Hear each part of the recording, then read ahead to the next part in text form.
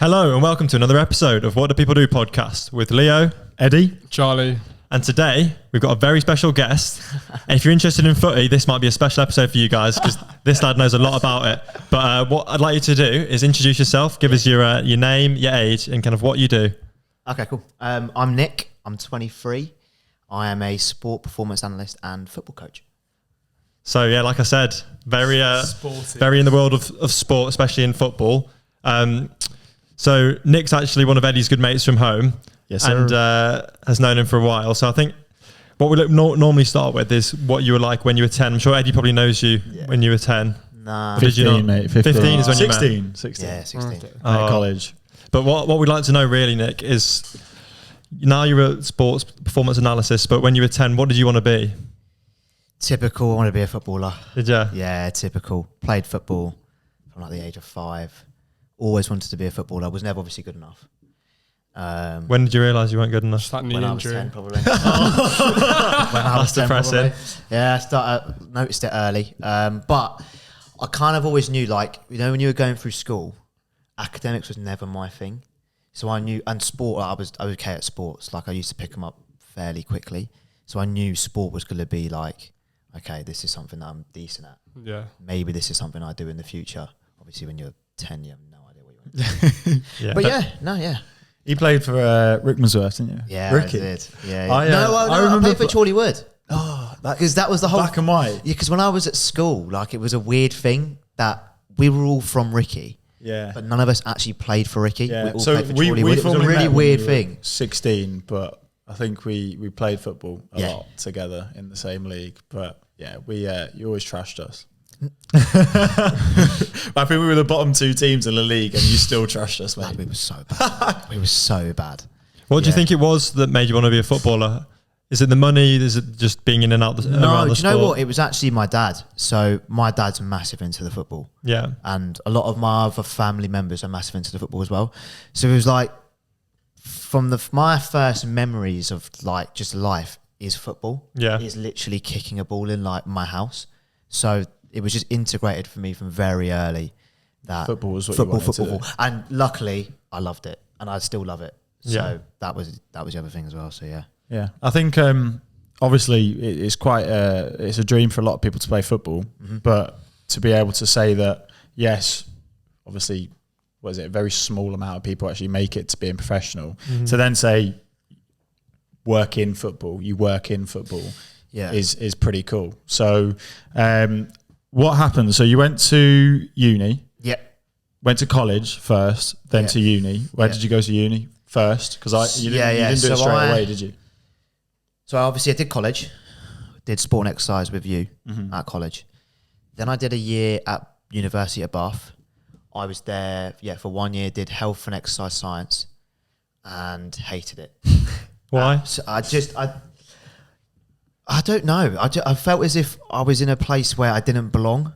Like I didn't feel like, this is basically the course, right? The course changed at the start. And a lot of the sport element of the course got taken out. And obviously my whole thing is I want to work in sport.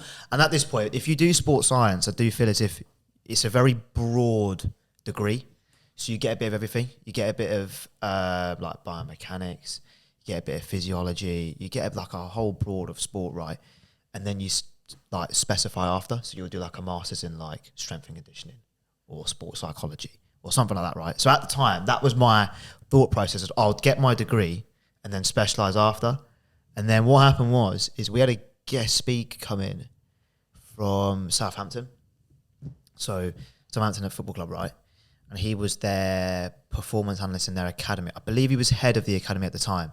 He did like a presentation and a talk. And I was like, oh my God, that is what I want to do.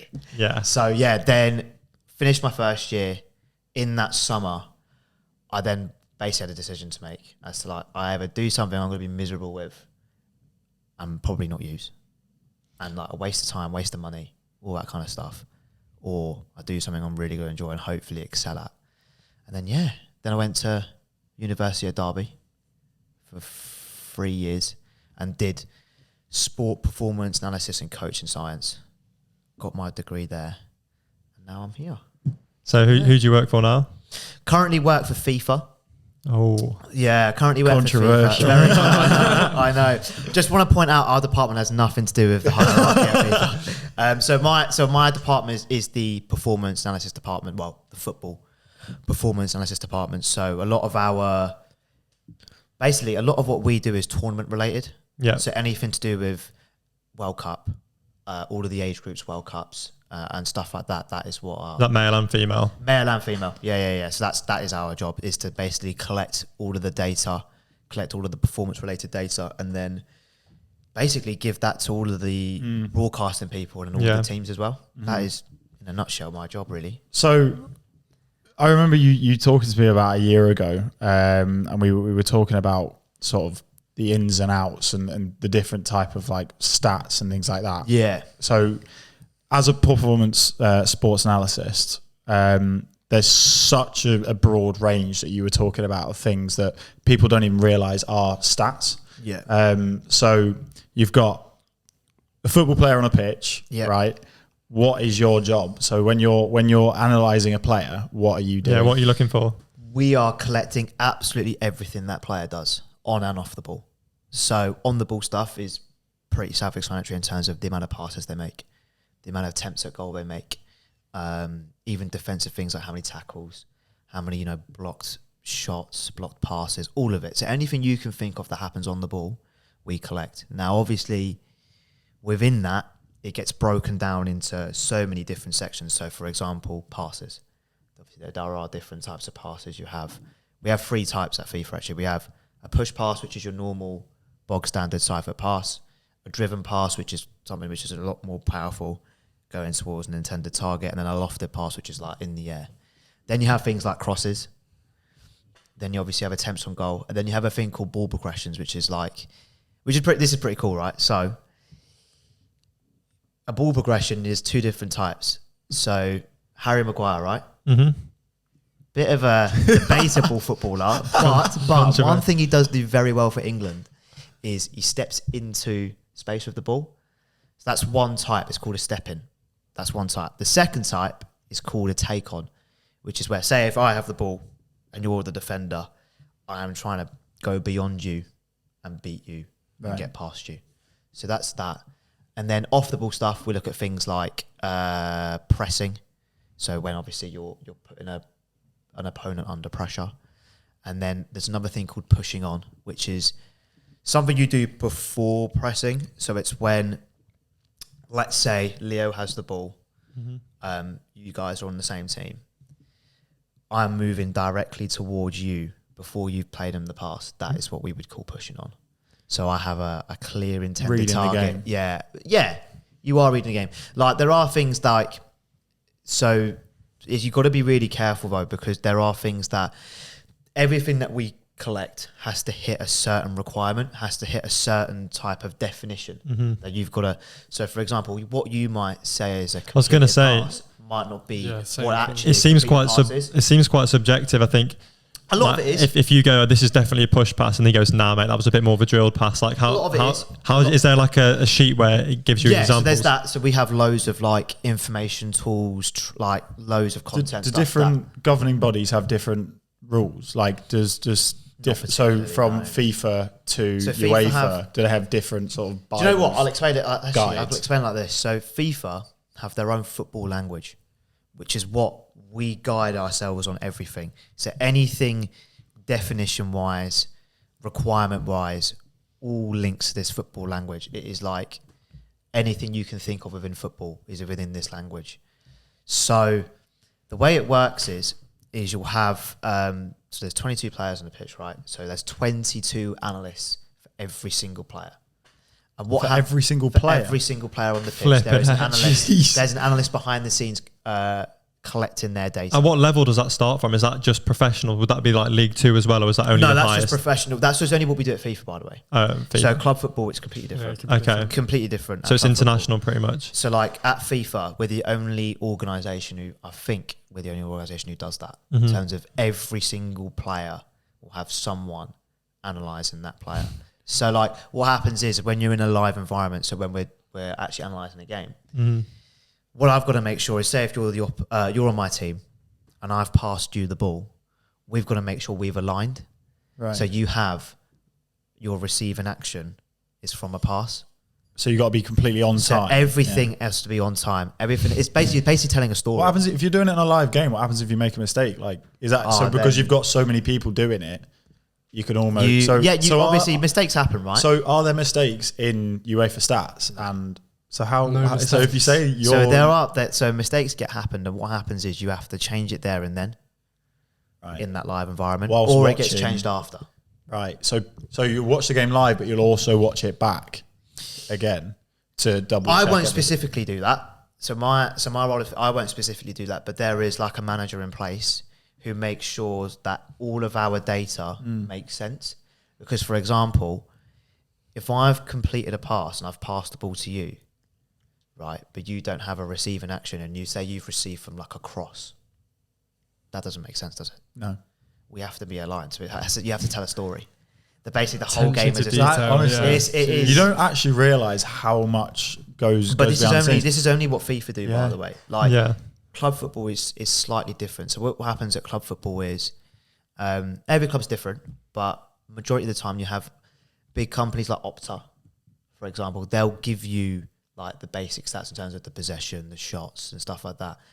Then your role as an analyst, maybe the manager's told you to look out for very, very specific tactical or statistical things. For example, Pep Guardiola, right? He may look at John Stones, right? He may look at his positional play. So obviously John Stones likes to play inside. They goes inside that midfield area. So a statistic or even a type of video clip that they want to get a lot of, maybe that. Mm-hmm. So it's slightly different at club football. It is slightly different. Yeah. I remember you saying the other day there was a difference between the way Opta and FIFA did their things, wasn't it? Like Opta has a total of 1,500 stats, whereas FIFA has. So what I told you, right? I'm not 100% sure on the specific number, but like our number is basically considerably more because we are doing every single player, every single thing, and obviously because of that, you almost double, triple that. Yeah. Because of you got like for example. Someone like Kimmich may complete 200, actions in a game. So that could be passes, that could be shots, that could be anything. And imagine that for every single player. Yeah. It's a lot of data to collect. Oh, it's a lot. Yeah, it's a lot. And who uses all that? Like, what's your... Anyone. So the broadcasters, in terms of like any like TV, like people will use it. The nations will use it. So in the World Cup, like, for example, like smaller nations, right, obviously have a bit of a disadvantage when it comes to this kind of stuff, right? Because they've got, for example, if you're England, you'll have about 8 to 10 analysts working on a game. So you'll have loads of different information that they can get. Yeah. Whereas a team like, Tunisia may only have 2. So think of like the scale of that and the competition. And already, obviously, the level of footballer is different. So what we do kind of levels the playing field in some respect in terms of analysis. Do you think having those stats for those teams, usually the bigger teams have more people analysing it, has an impact on their games, like going on to the future? Does it make them better teams, having all that knowledge? Do you think? I think so. I mean, that's subjective in itself. Yeah. In terms of obviously, there are ways to measure it. Like obviously, you look over time. Let's say, for example, if you're a team playing out from the back, right, you can look at that over a stretch of like 10 games and see how many passes you've completed. Have you scored how many XY goals from doing that? Of course, but it can be like. I guess what I was trying to say is like, what is the benefit of collecting all this data? So you've got all this data. It's great. Yeah. So like I was just about to say, so the way I define performance analysis is you're collecting objective data to improve performance and enhance decision making. So you want to give a manager, a player, a coach as much information as you possibly can, whether it's statistics, whether it's video, anything, so they can improve their performances or be informed about any situation on the pitch. So they can make a decision as to, I need to play the pass here, or I need to beat my defender here, or this is how I beat my defender, this is how I should take my shot on goal, so on and so forth. Yeah, I mean, from the way you're talking, you can tell you're very intrigued and interested by football, and like you can see it's your life. I think there's probably a lot of people, like we were saying at the start, who, me included and Eddie probably, maybe you even who wanted to be a footballer when you're younger, because you look at it on TV, you think that's the life for me. I want to be able to like play in front of thousands of fans and score goals. It's one of the best feelings. I think we all know that. Yeah. But what kind of sets sports analysts apart from the other jobs within sport? What makes you different from someone who just goes into coaching or just goes into another aspect of football? That's a good question. I think really simply the way we work with like computers, the way we work with video, the way we work with cameras, things like that. Fine details. Those fine details are what probably set us apart. And I think what sets a performance analyst, what separates that from a coach? Yeah. My job's objective. So everything I do is fact, right? It's black or white, it's fact. Whereas coaching can be very subjective. Obviously it's opinions, it's depending on your experiences, it's depending on how you maybe view things as well, right? So it can be very subjective, whereas analysis is purely objective. And obviously the subjective part comes from how you interpret it and how you use it and stuff like that. But what we actually collect and what we do is purely objective, really. How long have, I mean, you might not know this, but how long kind of in the history of football have they started collecting stats to this level? I guess it's probably just developing. Is it quite modern? At this level, right? I'd say the last 5 to 10 years, maybe. It's a fairly recent thing. Yeah. Analysis has always been around, because analysis can be anything. It can be looking at video. It can be looking at training clips. It could be looking at anything, right? But in terms of objective statistical stuff, in terms of the detail, I would say it's a very new thing, really. That's come into the game. What I'd like to know is why you went into football instead of anything else. Obviously, you've had that influence when you were younger, but was there a moment where you were like, there's loads of people that are good at football who don't end up making it, having to kind of train into other areas, but you kind of stuck at it and was like, no, I'm not giving this dream up of being surrounded by football. Yeah. What was there like a moment or a person or an influence or something that kept you in it? Because I think it's actually a collection of things, mate. Honestly, Like one, I love it. It's my passion, and I'm obsessed with the game. In terms of, I want to learn about the game. Like, you can never be an expert. Like, you can be, at the top level at any job within football. You're not an expert, in my opinion. Like, there's so much to learn about the game. That's the first thing, so I love it. The second thing is, I'm a massive Liverpool fan. My family are massive Liverpool fans. That's the second thing. Like, supporting a team is like the best and worst thing in the world. It's the most constant thing. As you all know, it's the best and worst thing in the world. The third thing being my old man, and then my granddad as well. So unfortunately, I never got to meet my dad's dad. And he's the one who supported Liverpool and brought that into the family. So it's almost like my way of connecting with him, if that makes sense. Definitely. So there's that. And then also as well, with football, I think it's one of the only sports in the world that brings all types of people together.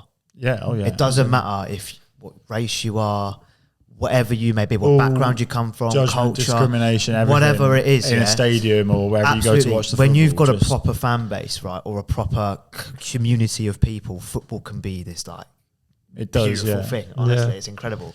So that's why I love football. Yeah, that is why I guess it showed, especially in this recent World Cup with all the controversy around it, and then it came together and it was one of the most successful World Cups we've had in a while, even though it was kind of in this country that was controversial and it was in our winter. Yeah. It was like, even then it showed like it brings people together and it's this collective thing. I think I was asked the other day, what would life be like without sport, let alone just football, but sport, I think.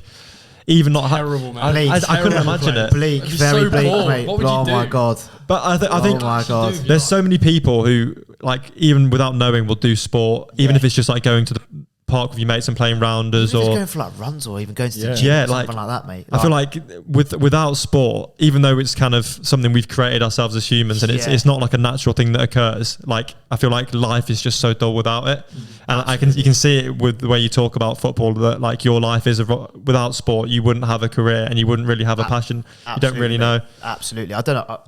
What would you do if you weren't? I've always said this to him. I'd probably be a barber. Honestly, it's the most random thing. Yeah, I'd be a barber. Do you know what it is on like TikTok and like Instagram and stuff? I just watch people, like guys cut other guys. What would you call your barbershop, mate? I have no idea. Nicky P's cuts. Surely you got to have like a footy like slogan. Yeah, to be fair, that's probably a shout. Yeah. Yeah. But yeah, a bit top bin trims. That's terrible. I think that's quality, Leo. Oh, do you know what? I'm sacking up being a performance analyst. I'm doing the barbering gig. That is quality. I want to know, right? Bit of a reverse back. Yeah. So obviously, working for FIFA now, it's Yeah. a big organisation. Obviously, there's probably a lot of sports analysts out there who don't just get that job. What experience have you had going through uni? What experiences have you had? Yeah.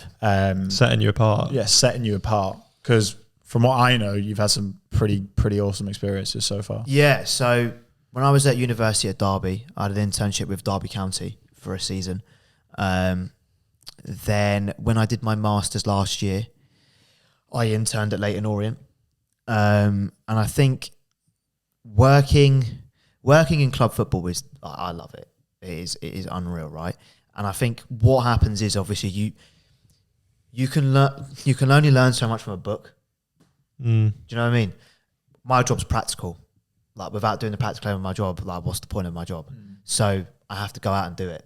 So getting that experience is like the key thing. Making mistakes, learning how to work with different people as well. Because obviously within my job, you have to work with different people. So doing that, learning how equipment works, learning, if you're going to work in a dressing room with lots of players, oh mate, absolutely. Like you need to know how to work with different people, different cultures, different that's backgrounds. what sets a lot of managers apart, isn't it? Being able to Massively, not mate. think one way and be able to treat patients. Massively. Sorry, I'm going back to my Physio world there. treating players differently. Like there's a story I think between how Sir Alex used to treat Ronaldo to how he used to treat Rio or something like that, and he used to give Rio Do you know what, mate? I think half the time. Yeah. But you wouldn't give Ronaldo a bollocking because doesn't No, work. it doesn't he'd throw a work. strop Yeah. on the pitch. The thing is, mate, I think within sport, sometimes people are so bogged down on like, you got to win and you got to do this, this, and this to win. You forget you're all human. So like, there's a human being there, a human being with like feelings, emotions, that kind of thing. And also within football, I think a lot of people forget this as well. People have got lives outside of football. So if they're having a bad game, if they're in bad form, you have no idea what's going on in their personal life. Well, Like, their personal life might be fine, right? But you don't know. They might be going through something off the pitch. So I always think the best people within football who get the best out of each other have really good like emotional intelligence and just like interpersonal skills. They have a really good understanding of that. And I think, like the best managers of all time, the best managers in the world have that. Yeah. They know how to get the best out of their employees. Not even the players. We're talking staff members, talking everyone. Like you're all working together to win. You're all working together for an objective. So you got to make sure that you're getting the best out of people, which means understanding every single individual. Yeah, it was like, what team was it? I think it was Man United when Sir Alex was there. Like all the staff would come in and they'd know everyone's names, and he made sure he knew everyone's name, even like down to the catering staff in the kitchens. Yeah. And then when the new managers were coming in, they didn't know their names, didn't introduce themselves, and there was just this. They lost that connective like community experience that was going on in the club. Mate. How many times you hear when a team wins, they talk about the team. They talk about the collectiveness. They talk about the talk chefs about in the kitchen, backroom and the staff. training That's the ground, only reason why within football teams win is by being together. non-toxic. Right, when you get to that level, right, I think you'll find it very rare that you win with individuals in your team. I mean, look at the Galacticos at Real Madrid. Yeah. They probably should have won a lot more than they did because they were Spurs do it every now and again. Harry Kane's keeping that team going somehow. But But mate, but you even see in the Premier, you can see the teams that are together and not together. yeah. Like Bournemouth, that team fights for each other. Oh yeah, Chelsea. Bournemouth aren't. they're not a Premier League club. Bournemouth. Do you know, Do you know what? It's that's mad. harsh. You know what? 8,000 seater That's stadium. Do you know what? The infrastructure around the club in terms of the stadium, maybe not, right? In terms of compared to the other clubs. But that team is a good team. They've got some Well run. they've got some good players, and also as well, when you're playing at that level as well, the leveler between a team like that and like a Man City or something is the togetherness, is to work hard for each other. It's like you're not just my work colleague, you're like my brother, and I'm gonna fight for you on that pitch no matter what. Yeah. I'm gonna do that run because you have that love for each other and you want to fight for each other. Yeah, the hairs on my arms are standing up, mate. What I want to know, because No, I love I absolutely love that. the life of working in football is a very kind of different one to a standard job. Like most people in this country work from Monday to Friday and have weekends off. They have a certain amount of annual leave every year. They've got bank holidays off. As a football or working within football, Basically the opposite. It's complete opposite. Yeah, you're working every Unsociable weekend. hours, You're working evenings. Yeah, you're working kind of Boxing Day. You're doing these things that other people aren't. Does that bother you? I think, mate, unfortunately, that is the once you get in there, like, you have to just accept it. Like, obviously, it's not ideal. Like, I have a life outside of work, outside of football, but that you have to accept that. I think it pushes a lot of people away, especially in our industry, in healthcare and physio. There's quite a stigma around working in sport because, you know, you're not having your evenings with your family. It's a bit weird. I kind of like it a little bit as well, because I always think, I'm obviously there grafting, working, whatever, right? When someone else is going out partying, and I always think, yeah, I'm actually here, like, doing something I love, and I'm grafting here, where maybe you're not doing well. Actually, to be fair, if you are partying, then fair enough. You're having a great time.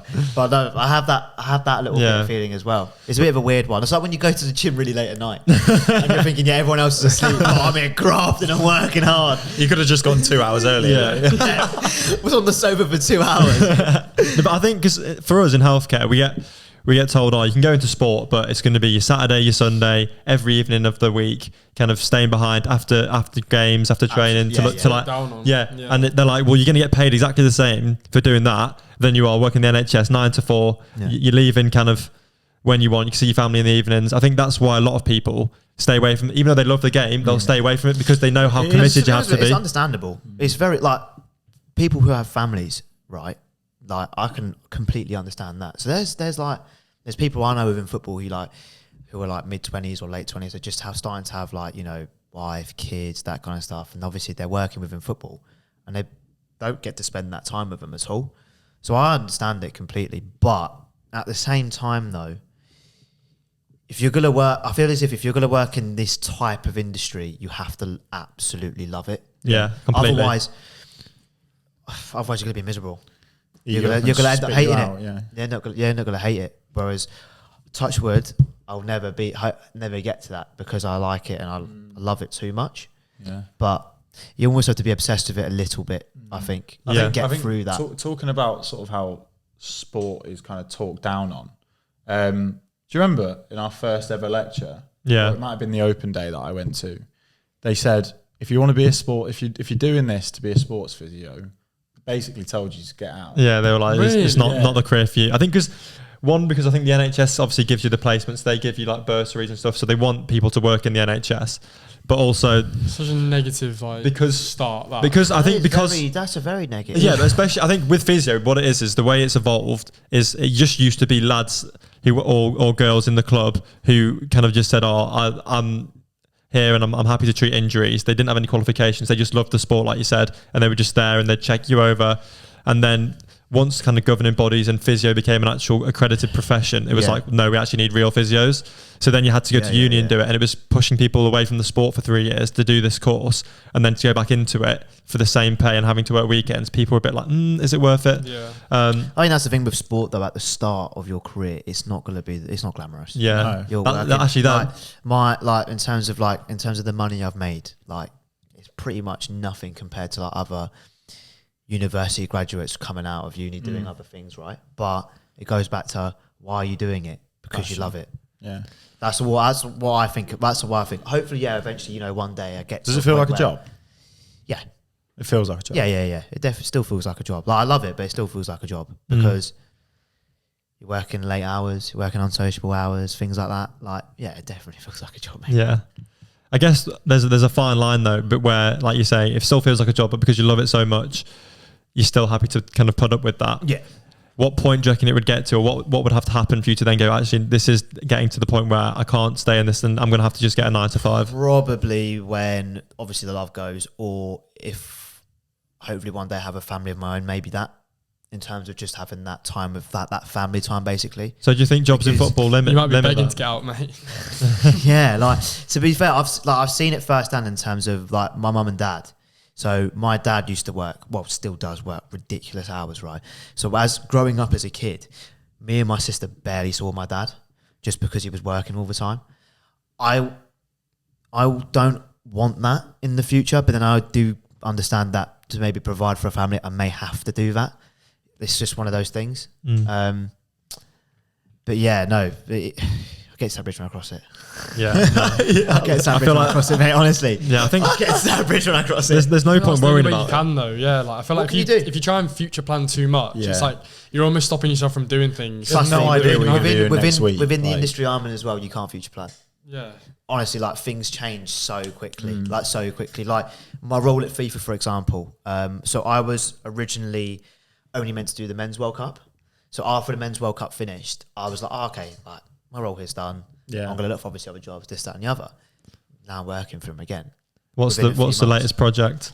Latest project is the Women's World Cup this summer. Sounds exciting. What can you kind of give us a lowdown? Obviously, there's some things you probably can't tell us, but what kind of stuff are you working on to get prepared for that? So basically, what we're doing is basically the same as the Men's World Cup in terms of all of the statistical stuff. So basically, if you actually want to find any of it, it's on FIFA's training center where they post everything that we do. And there's even things like when I spoke about the football language, that stuff's on there as well. So you can actually fully, like, literally get to grips of what we actually do and how we define things and stuff like that. So yeah, that basically the same as what we were doing for the Men's World Cup in terms of all of the statistical stuff. And yeah. So why are you up in Manchester at the moment? What are you doing? We are basically all getting trained up again, doing all of our like processes and testing and stuff like that, because we're going to be working in Manchester for the Women's World Cup. So we're doing it remotely. Right. So it's out in Australia, is it? It is in Australia and New Zealand. Will you be going out there, or are you based? No, mate. So we'll be based in Manchester, and we'll be doing it remotely. So we'll have like live feeds coming in. So that's why we're here, to make sure that all of that sort of process work. Obviously, because you're getting a live feed in, there are things that you can control and things you can't control. Yeah. So they're trying to make sure that, you know, everything works okay. And also the standard needs to be so high. Yeah. So that all the training we do is like quite vigorous in terms of making sure everyone is on that same sort of standard, same level. Everyone understands what's going on. Everyone understands the football language. Everyone understands how we're doing things, so on and so forth. So, yeah. Well, one of the aspects or reasons why we started this podcast is because we wanted to know a bit more about what people do within their daily lives. Yeah. So if you were a young person looking at getting into being a sports analyst, what kind of is a typical day look like for you? If kind of what time you're getting up, what you're actually doing at work, and then what time would you leave? Depends who you're working for. It really does depend on who you're working for. If you're doing, so if I like my job now, my job now actually right now is actually 9 to 5. Yeah. But when you're in a tournament, for example, the Women's World Cup, when they've got early kickoffs in the morning at 5 a.m. in Australia, something like that, your work day is completely different. Yeah. If you're working in a club, for example, if you're working in an academy, training will be in the evenings. Yeah. Matches will be in the evenings. Do you have to be during the week, by the way, and then obviously on the weekends you'll be working the weekends because the games will be on the weekend. Do you have to be there like live for all the training sessions? Most of the time, yeah, because most of the time most clubs like to film it, so they need someone to film it. So you're the analyst, so you'll film it, and then sometimes as well, coaches like to have like clips and stuff they want to look over. So maybe you'll sit with them after training, you know, get some clips together to show then all the players or the coaches and stuff like that. But then even like best example I give you, first team analysts, right? So you're looking at a Premier League club, someone like a team like Man City. So Man City are playing in 3 competitions at the moment. They've got the Premier League, the Champions League, and the FA Cup. So at the moment they're playing 2 games a week, 3 games a fortnight. Yeah. Right?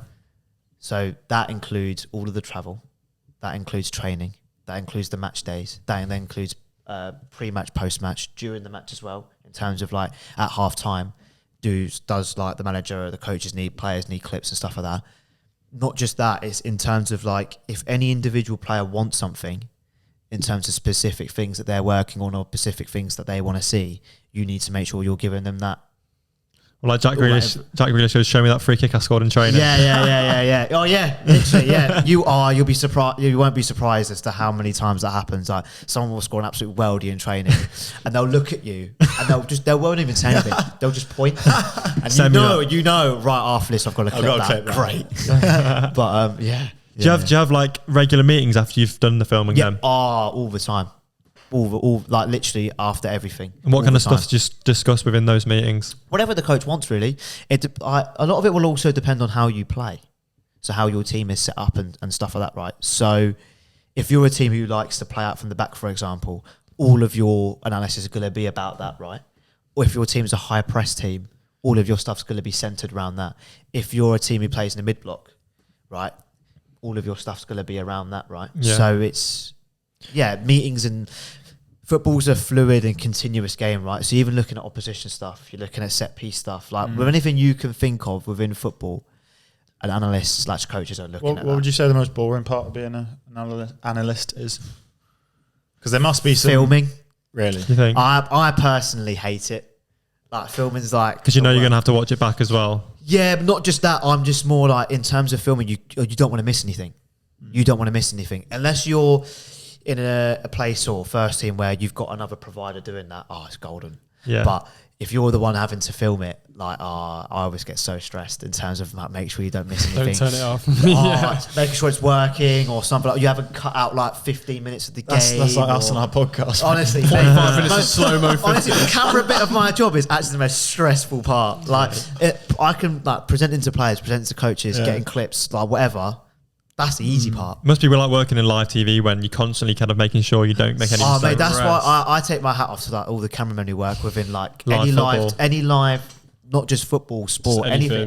Like you got to be. You got to be on it, and you've got to be concentrating. You've got to be on it. So, carry on. Do you want me to go? What I'm quite interested in is you're currently just out of uni. You're in your first or second role, kind of as a sports analyst. What's the top point in your career that you can reach? Is there like a senior analyst? There's a few roles. There's obviously being a first team analyst. What's the dream? What's the dream? The dream for me is to be a number 2, so to be an assistant manager. That's really? The dream. So obviously analysis right now is what I do, but the dream for me is to be a number 2. So that means obviously for me, I want to have everything. I want to have the analysis side of it, the coaching side of it, and then the recruitment side of it. So before I become that, I want to make sure I have years of experience in all 3. Yeah. And then, hopefully, if the universe lets me, I get a role as an assistant manager somewhere. So that's like the top of the top for you. That's the end goal for me, being assistant manager. Who's your biggest role model, assistant manager? Was it Arteta at City? Bottle job, mate. Absolute bottle job. Great Shakespeare. Honestly, do you know what? I don't have one. Really? Honestly, don't have one. I think sometimes if you do that, you try and mirror what they've done and you lose what's actually unique about you. Yeah. So I think within football, you want to be unique. You want to stand out because there's a lot of people who work in football, right? So you've got to try and be something a little bit different, something that makes you stand Instead out. of trying to be someone else. Spurs are looking for a manager, mate. But no, like you want to be, when you're going for interviews, right? Or you put your CV in, you want them to be like, he's a bit different. What's the next step up from sports analysis to then assistant manager? What steps you take? I wouldn't. It's not like the NHS, not like a mate. typical Where it's like, route. No, but Do you reckon it's just like it's not as experience and it's- diving into different areas of football. Yeah, is there it's- any way you want to move on from your position now? Where was your next step? Yeah, like what would your So what would your my 5-year plan be from here? Or do So my 5-year plan would be, my next step would be get a full-time role at a club as an analyst or as a coach, whatever. And would you be willing to travel anywhere for that? Anywhere. Take note. Abroad, UK, anywhere. And you So come you're to learning a watch language. I need, so I'm trying to learn Portuguese right now. I want to learn Spanish as well. Obrigado. So yeah, but like, Mate, my Portuguese is not the best. I'm learning as well, mate. that's funny. Duolingo. It's so English as night well. in bed he's on The the most best English accent as well. Oh, that's so funny. What else was that? Oh yeah. 5-year plan. Yeah, 5-year plan. Yeah, so full-time job within football, whether that's an analyst role, coach role, whatever, full-time role. And then beyond that is basically just to get as much experience and as much, even qualifications in terms of like coaching badges and stuff like that. I've got to do all of them. So doing stuff like that. You are coaching on the side, aren't you? Yeah, I currently coach on the side right now, so which is like basically to do my badges and stuff like that. And just, if I'm going to be an assistant manager, I need years of experience coaching. Yeah. Simple as that. I need years of experience on the grass coaching. So, yeah. Why assistant and not the main dog, top dog manager? The main dog for me is just like, nah. Not appealing. It's I too think much it's pressure. there's a few things. Number one, the pressure of being the main manager. That's the first thing. The second thing, the intensity of the job. like you see it every day in terms of like when we're watching football and stuff. Like it's just the media, everything. It's a very intense job. Don't get me wrong, being an assistant would be as intense in different ways, but just I don't think I could do being the main man really. What do you think about managers that are being players previously? Because obviously a lot of competition for people like you who haven't made it to the elite level in football. Yeah. They have to compete against these people that have played at the highest level and then go into managing Frank Lampard, Gerrard, Guardiola, those kind of people. I always think it's situation dependent in terms of, ex-footballers probably will get roles over you. That just is what it is. But they're if fast they've done, tracked, who you know, not what. They've done the right. They are, but if they've done the right things though, they're more qualified than you. But like, they're more if they've done the right things in terms of they've done their badges, they've got experience. So, for example, Gerrard, right? Gerrard coached in the academy before he got the role at Rangers. So he did his badges, but he was also applying what he did in his badges. I don't know the situation with Frank Lampard. They spend a lot less time doing their badges. Obviously, of course. Yeah. But at the same time, though, you've got to remember these guys have played at like the top. They've been in and out the whole life. And they walk into a dressing room and gain instant respect. The respect thing's there. Steven Gerrard, Frank Lampard walks in the dressing room, you're like, as a player, like, wow. Like, automatically the respect's there. Whereas obviously someone like me, it'll be slightly different. I'll have to probably earn that over time. I'll have to earn that over sessions. I'll have to earn that over good analysis. I'll have to earn that over building good relationships with every single person. Who's the best example of a manager who wasn't that good a player? Probably Ferguson.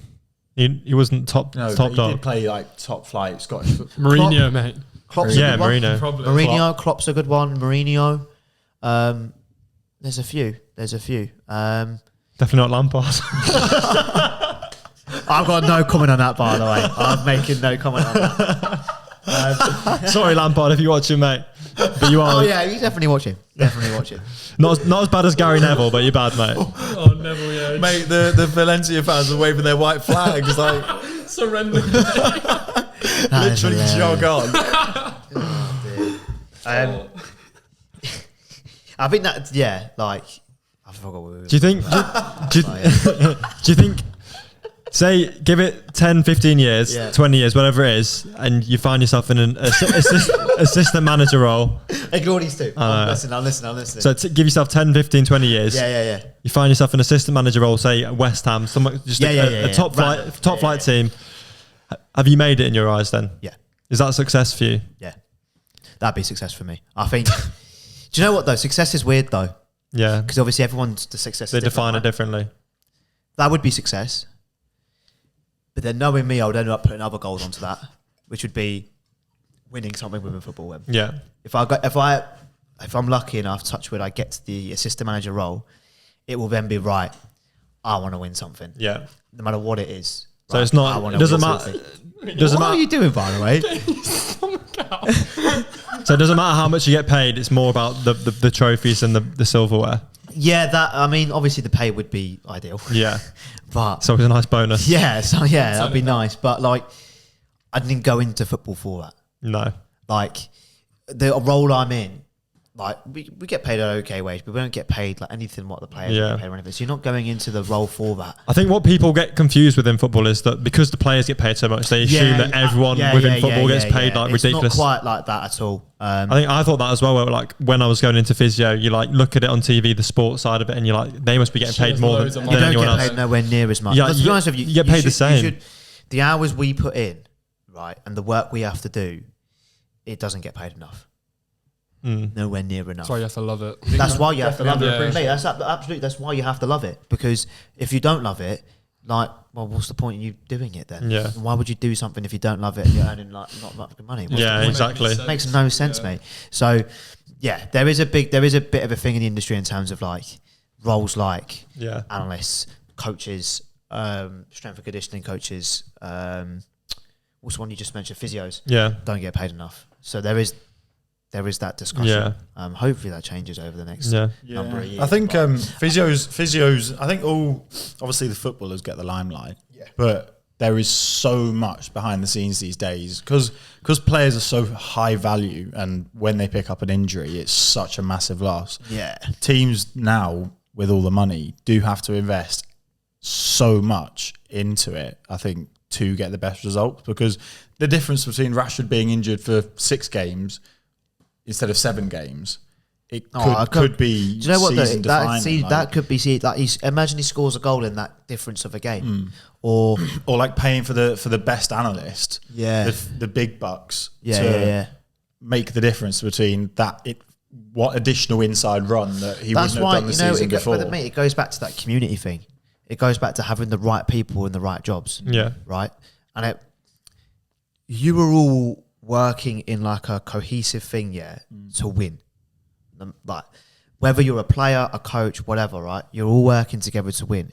If you don't have the right people in the right roles with the right qualifications, with the right expertise, with the right anything, right? You're gonna fail. That's why when you see the top managers, for example, like a Pep, like a Klopp, why they're fussy in terms of the players they recruit, the people they recruit around it, is because of that. It's because you need the right people. Otherwise, it's like a pyramid, right? If you knock down the bottom of the pyramid, the whole thing crumbles down, right? A little bit like Liverpool this season, right? Our pyramid, the bottom of the pyramid's gone in terms of the energy of the team is gone, right? That's what made Liverpool such a good team, is they used to just run more than you. They weren't maybe the best in terms of, like, they wouldn't outplay you. Sometimes they would, but like maybe against the smaller teams, right?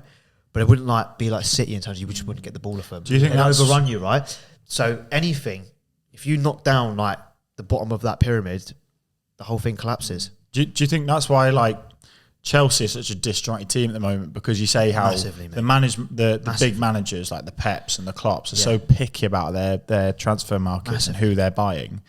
Todd Bowley's just come in and he doesn't look at anyone the manager wants to buy. And number one, we don't know the ins and outs of what's going on. No. So we don't know. No one really knows, apart from if you're working obviously at Chelsea Football Club, who's making the decisions. So that's the first thing. The second thing is, from an outside perspective, it does look a little bit misjointed. It looks a little bit of a mess in terms of no one really knows what's going on.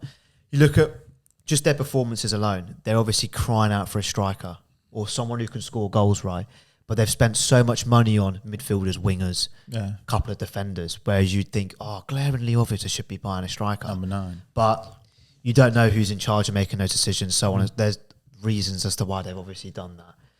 But I think, do you know what? You have to take everything in context. There's always a context to every single situation like that, I always think. So when like teams aren't successful, like a Chelsea, who are obviously a massive club, right, and have won loads of things recently, when they aren't successful, everyone's quick to point fingers. Yeah. Whereas realistically, it's probably a collective thing. It's not just one person who's messed up. It's a collection thing. Well, if you look at Arsenal, it's taken them years and years to build back up what they had. Yeah, mate. But then the thing is, though, that comes from like Arteta's gone in, right? At the start, they did really well. They won the FA Cup. Then they went for a middle bit where it was like, which way is it going to go? But if you watch the documentary, the documentary on Amazon, explains a lot in terms of the right people around, the culture he builds there and stuff like that, right? He gets the best out of everyone, and then he employs the people, or whoever's in charge at Arsenal employing them, right? In terms of they're employing the right people and stuff like that. Yeah, it's huge. What I'm interested to know is, you've been working in football now for a few years, and you've obviously had this kind of dream of working in football and this kind of tinted glass where you don't really know what it's about until you get into it. Is there anything you've noticed that's funny or interesting, or that people wouldn't really know that happens in football that you've noticed? You get some characters in football, mate. Yeah. You get some characters in football. Egos. I think everyone would kind of know there's a lot of egos in football. When the big bucks are flying around, there's players who... But I think what I've taken away from football is I've been really lucky that I've met a lot more nice people than like maybe horrible ones. Maybe that's different for other people working in football, but I've been really lucky in terms of a majority of the people I've worked with and who I've met have been lovely. I guess because like when you play football, especially like at an average standard, you get a lot of nasty lads on the pitch, like who are there trying to break your ankles. This is the thing though, like they could be the nicest blokes off the pitch. Yeah. Like they might be the nicest guy you've ever met off the pitch. Yeah, like that's the other thing. I think, like I think a massive thing that I personally don't like is within punditry, when you have pundits who just go in on players. Yeah.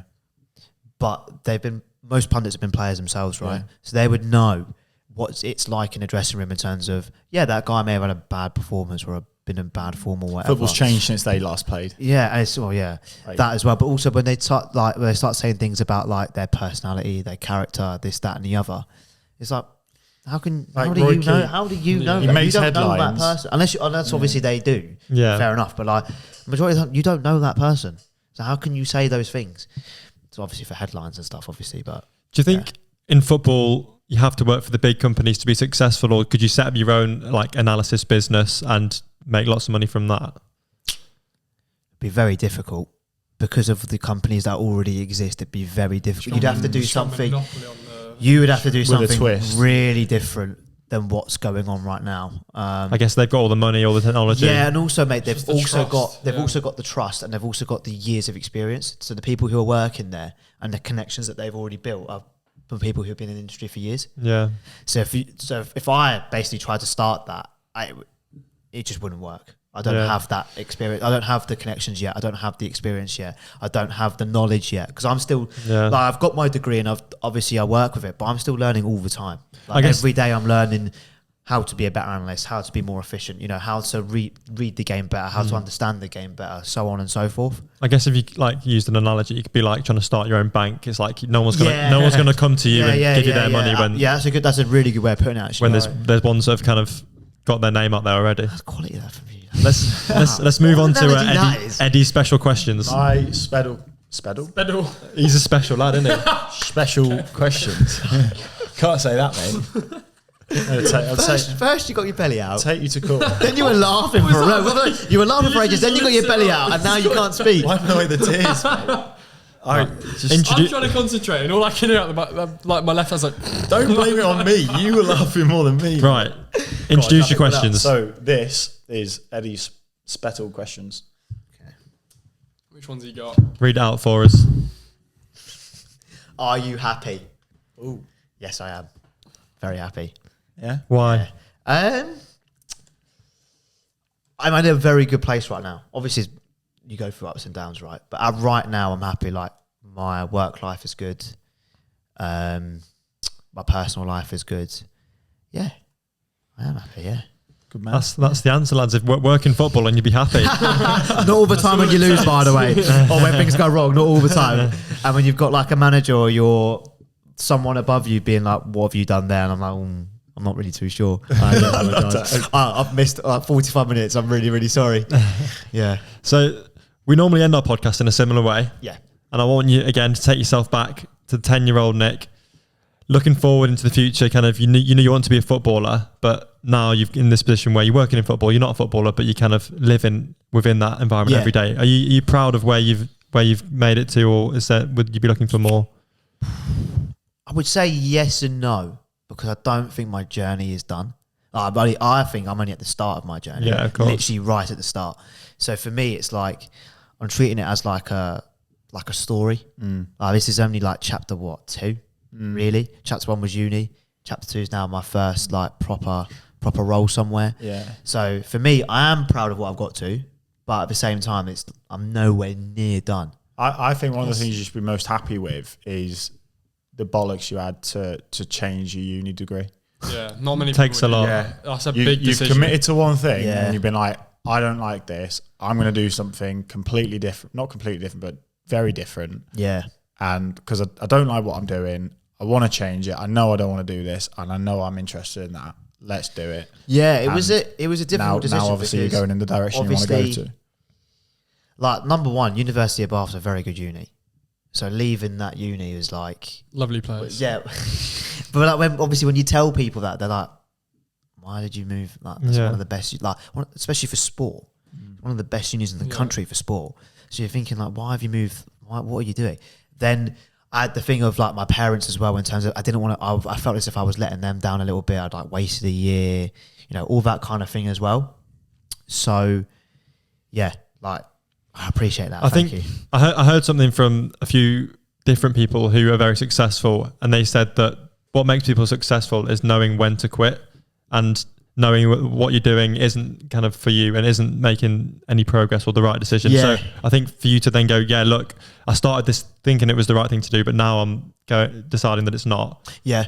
Then you've making those decisions that It's that self-awareness thing, isn't it? Yeah. Yeah. Like really, you got to really know yourself. In I think terms a lot what of people- makes you tick, what makes you happy, that kind of thing. a lot of people be stuck in a position and they too scared to quit, and then they don't ever reach their real dreams or goals or potential. But I think credit to you for just saying, no, this isn't it, I'm going to try something else, because I appreciate that. Thank you. not many people can do that kind of. So yeah, thanks so much, Nick, for coming on. It's been an absolute pleasure. We've learnt loads. Hopefully people who love football have learnt lots. If you don't love football, again, you probably learnt lots.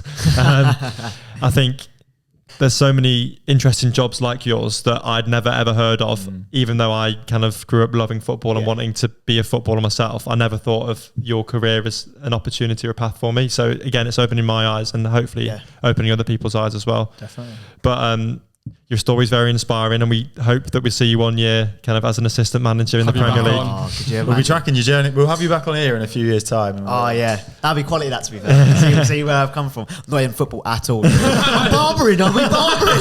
top bin streams. Top bin streams. I massively appreciate it. Thank you, boys, for having me. It's exciting to hear what you're doing. But if you're watching on YouTube, guys, could you give us a subscribe and a like? We'd really appreciate that. If you're listening on Apple Music or Spotify, leave us a follow. And if you guys want to come on, have a chat with us like we have with Nick today, just leave us an email, messages in our socials, or just leave a comment below, whatever's easiest for you. Because I think these conversations are just so useful for us, for everyone watching, and it's just going to make, I guess, people more aware of what's available, what's out there, and informative. And it's just fun. So thanks very much for watching, listening, and we'll see you next episode. Thank you very much. Cheers. Thank you, guys. Bye.